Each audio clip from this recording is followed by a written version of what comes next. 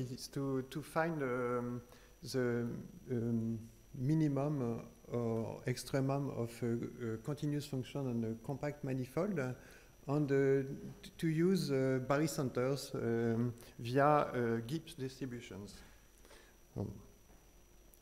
So the plan of this talk is, so first I will recall some facts about Riemannian barycenter. I will then I will speak about concentration under certain conditions. Then in a third part, I will need topological smoothing, which will appear in simply connected symmetric spaces. This will lead to uniqueness and convexity, and then global optimization algorithms. So first, let me speak about barycenters. So as we have seen many times in this conference, we consider a probability distribution P on a metric space N with a distance D. Consider the functional E of x, which is integral over m of square the distance to x with respect to the probability P. And so, as well known, the mean value of P is, by definition, the global minimum of this functional E. In a Euclidean space, this unique global minimum is integral of y with respect to P of dy. This is our, in this situation, the behavior is good, but if you consider other metric spaces, there might be okay. There is in complete metric space, the set of mean value is non-empty, but you can have situation where so for instance in R2 with L1 distance you have so if you consider you consider the sum of Dirac mass with weight 1/2. So for the L1 distance, which is sum of absolute values of coordinates, you have uniqueness. It is the red point. If you consider the L infinity distance, which is the maximum of absolute value of coordinates, then you don't have uniqueness, as you can see this is the red line here. Okay, all of this is well known. Now let us go to the Riemannian case. Consider the sphere. So the energy functional E is non-differentiable in general, non-convex, and can have multiple global or local or global minima. So again, let us consider this two Dirac masses with weight 1/2. If they are not too far one from another, you have only one mean value. But in this situation, the set of mean values is this circle. So, okay. Now, if you restrict to convex balls in a Riemannian geometry, you consider a ball with center x star and with radius r. It is non-convex if R is too large, and there is a convexity radius. Okay, so the state of the art concerning these results is if the support of the probability measure is included in the sufficiently small ball, then the energy functional is C2, and the barycenter is unique and belongs to the ball. And if R is smaller than half this radius, then the energy functional is strongly convex in the ball. And for in the case of the sphere, this quantity RCX is pi over 2. Okay.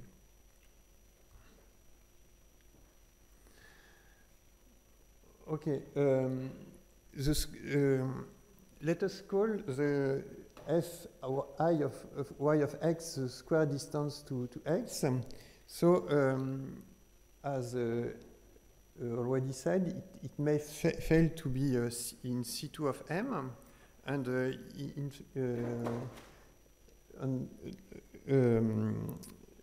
it is not C2 in the cut locus if x is in a cut locus of y. So there are two situations. Either there are two geodesics from y to x, which depends regularly on the points. So there is a discontinuous derivative, or x is the first conjugate point, and in this situation, the Hessian of fy goes to minus infinity. The cut locus is a negligible set, but okay, it might be high-dimensional, and there is symmetry. X is in the cut of y, if and only if y is the cut locus of x, and it can have a width on important topology. For some of the Dirac mass, it is well known that so this energy functional is a C2 near x if and only f no the cardinal of yn belonging to cut x is 0. So no of the yn is in the cut locus of x. So and okay, Jacobi last statements describes the cut locus of general point in ellipsoid. Okay, so as we said, if P is supported inside a convex ball, then you have uniqueness and you can compute barycenters or mean values.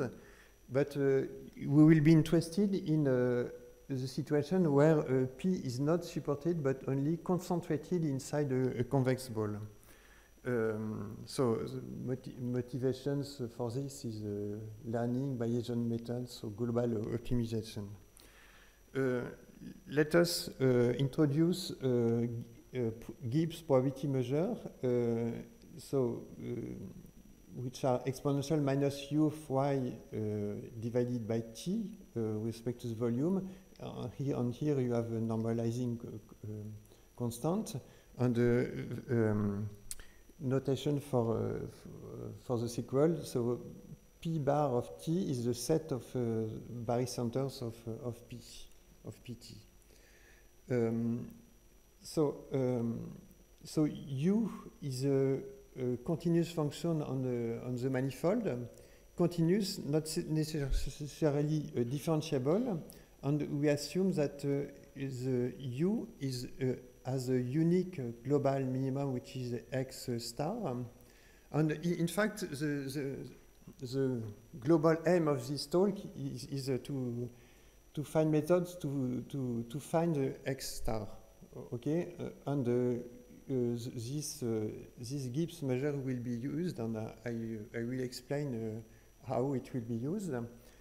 Very important assumption on u is that u of x minus u of x star 2 times is larger than mu mean, which is constant d square x to x star, and smaller than mu max d square xo star. So u is not necessarily differentiable, but if it is, then the Hessian at x star has eigenvalue larger than mu min and smaller than mu max. Okay, but okay. This is not needed that it is a C2. Okay. Some preparation. If you take M a compact manifold, Q a probability on M, W is L1 Wasserstein distance, so the Cantor-Rovitch distance measure, and DH Hausdorff measure. You can very easily prove that the Wasserstein distance from Q to this Dirac mass.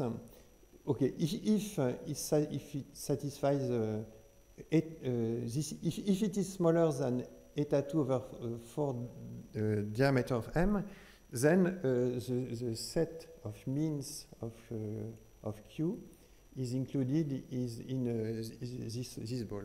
It is very simple to prove, and also you also have this inequality. Okay. Maybe less simple to prove, but not so difficult. If you take a m-dimensional manifold with sectional curvature between 0 and some constant kappa 2, Cn numerical constants, then Wp, so the distance, the Wasserstein distance between Pt and this Dirac mass is smaller than this quantity. Okay. For T smaller than this T depending only on kappa on N. Okay. And you will see that we will try to combine these two results, because we will take T sufficiently small so that this is smaller than this, and we will get this. Okay. And we'll be able to say that the barycenters of Pt are close to x star, and this is what we want to find. We want to find x star. We will have algorithm to find the barycenter of Pt, and with these two inequalities, we will be able to do this. Okay. Okay, let me go to the. So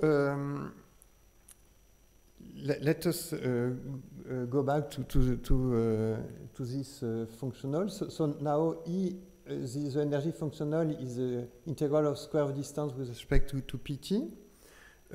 So we want to try. We want to find.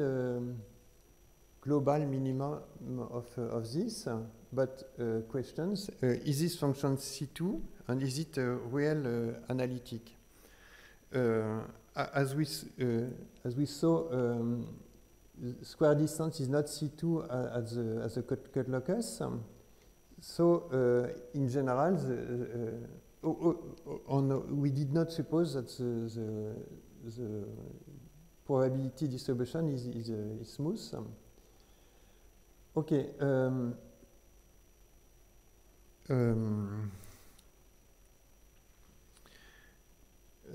Let us go to the assumptions. So we will assume that M is a simply connected compact Riemannian manifold. So, for example, M is a sphere, a complex projective space of our complex Grassmannian, but M is not a real projective space. Real projective space is not simply connected, and is not a real Grassmannian.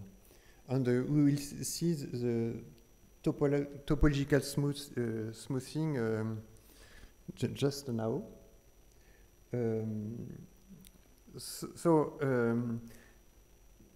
we will investigate directional derivative of this energy functional. So we take gamma geodesic in M, and we consider the variation of this energy functional along gamma.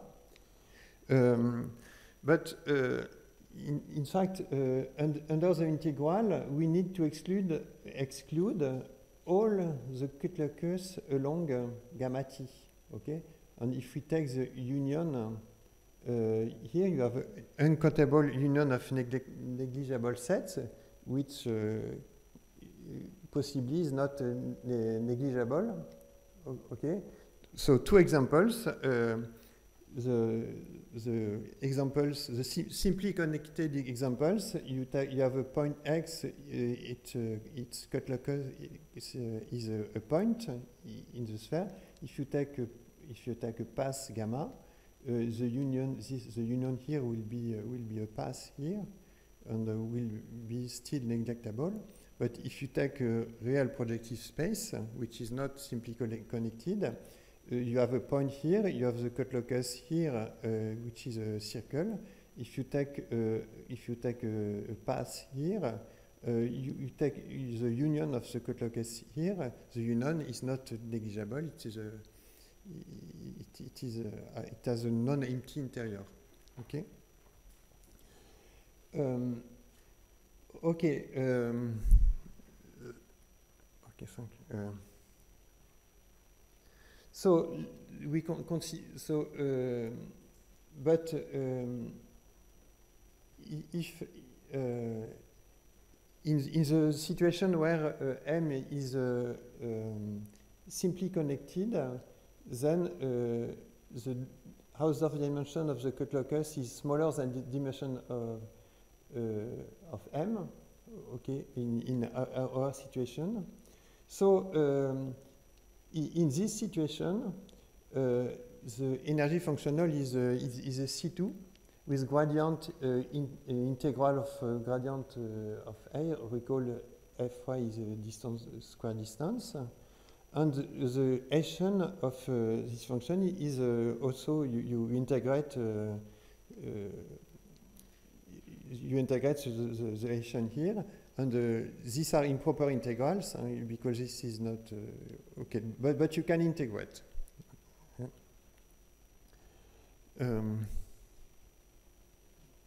So the question is: does concentration imply uniqueness? Can we obtain Pt equal to singleton xt, and or maybe this. So we already proved that if t is smaller than some threshold, then the set of barycenters of P is in this small ball. So it is enough to prove local uniqueness. So the strategy is as follows: take eta smaller than the radius I spoke about, and prove that this energy is strongly convex on this ball. And one main tool is this well-known comparison theorem. If you are in pinch curvature, then the Hessian of the square distance to a point satisfies this. And using this, then you can prove that so with sufficiently small r, there exists Tr such that if T is smaller than Tr, then P bar T, this Gibbs distribution, as the barycenter of the Gibbs distribution is 1 point, and moreover, if the U, the function U is symmetric around x star, then it is very easy to prove that in fact xt is equal to x star just by symmetry. Okay, uniqueness on symmetry implies that it should be x star. So lemma, for all x in this ball, then the Hessian of this energy functional is larger than this, where f is smaller than t alpha for alpha. Ctk is this positive function. So as a consequence, if you take t small enough, then the function et is strongly convex in this, and you will get uniqueness, okay, of minimum. Okay.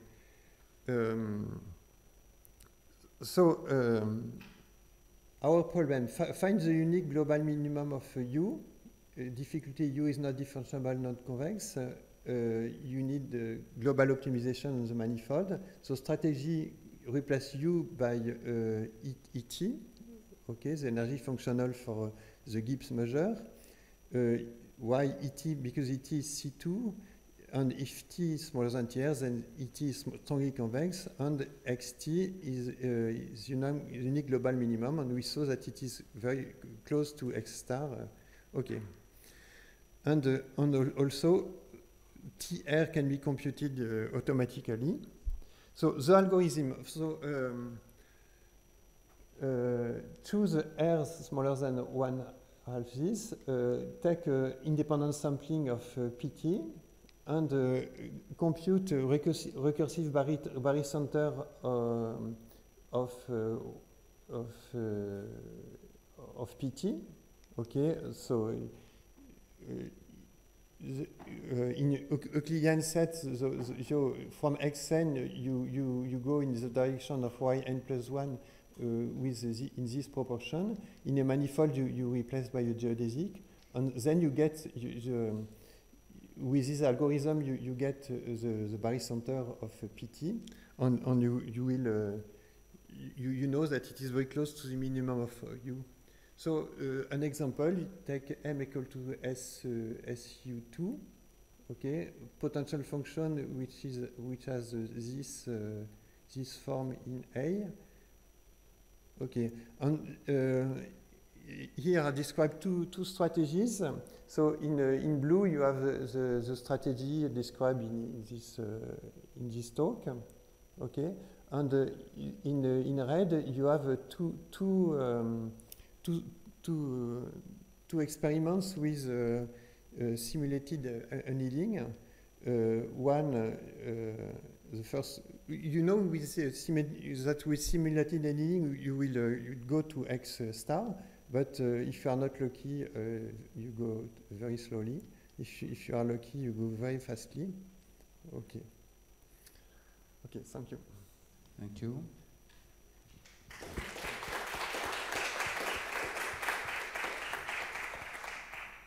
We have time for one or two questions.